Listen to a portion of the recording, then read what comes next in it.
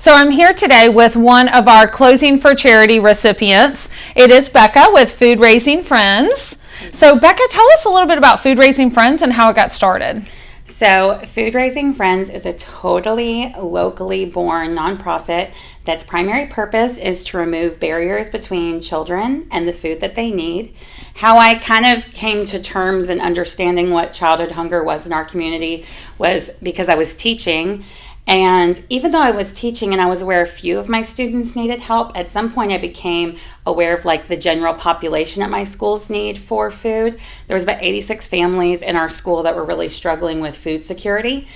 And that was back in December of 2016. I was sitting in a meeting, and at that meeting somebody says, well, it was almost Christmas, like Christmas break. And so we were going to be away from school for 2 weeks. And somebody said, well, we should get them presents. And I said, no, we shouldn't. I said, if they're food needy, I said, we should get them food. And so that's where the concept was born. And then I got my friends and my family involved. And so we fed the kids in our school that year. However, since what happened was the community found out we were feeding the kids, and more schools came to us and said, our school needs that, our school needs that. We have kids like that. We have kids that are going hungry over long school breaks that we never even thought to feed until we heard you were doing it.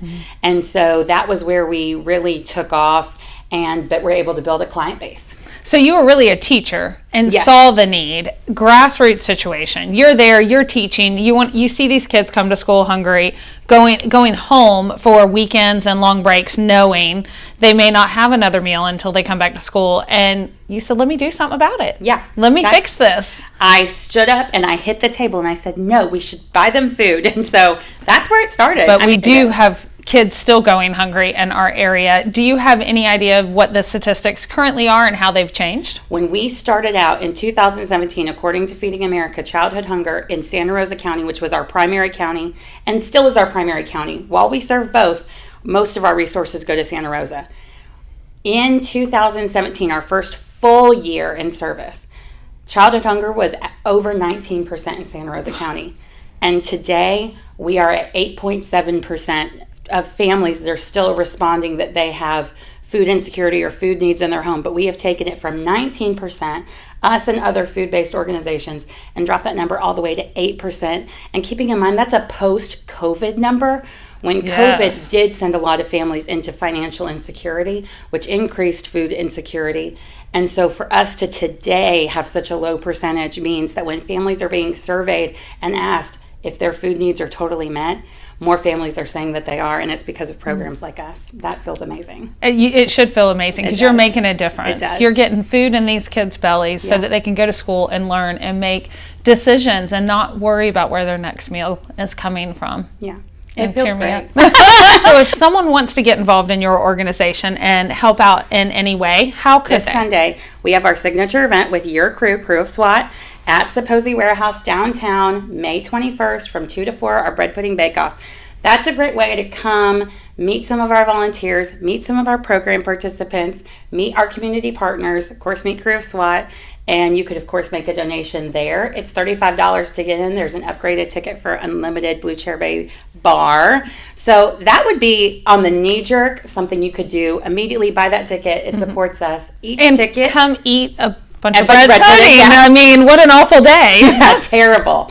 It is if you're on a diet. But each ticket is $35. $35 pays for one bag of food for a family that provides over 10 days worth of meals. So that's a huge impact you can make right off the bat. You can always go to our website. Our website is always available, www.foodraisingfriends.com. There's donation links. There's ways to volunteer. You can read about our programs. You can meet our board of directors. You can find out what our community impact is. And so we would be happy for you to check out our website, Facebook, Instagram, LinkedIn. We're on all of it because we really require so many people to be involved in order to feed the families that we So do. if you can make a donation, great, make a donation. If you can't make a donation, volunteer your Absolutely. time, come and help out at your pantry, help stock these bags and get them ready to go to the schools. So there's so many ways people can get involved besides they can donate, they can volunteer, just helping get the word out. Yes, well, and so we'll have bread pudding bake up on Sunday. On Monday is actually our distribution day, our first distribution day for summer of 2023. So on Monday morning, we will have bags going out to about 700 families in the county.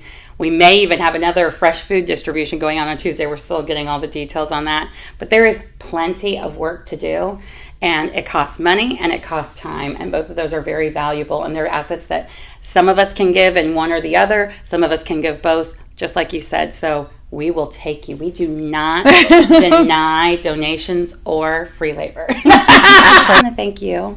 I love closings for charity. I'm so proud of you and all the work you do for the community. I'm glad you found a way to give back that is not just meaningful for you, but all your clients. Thank you. And I think that you share the word so well. I'm so thankful. You're amazing. Thank you.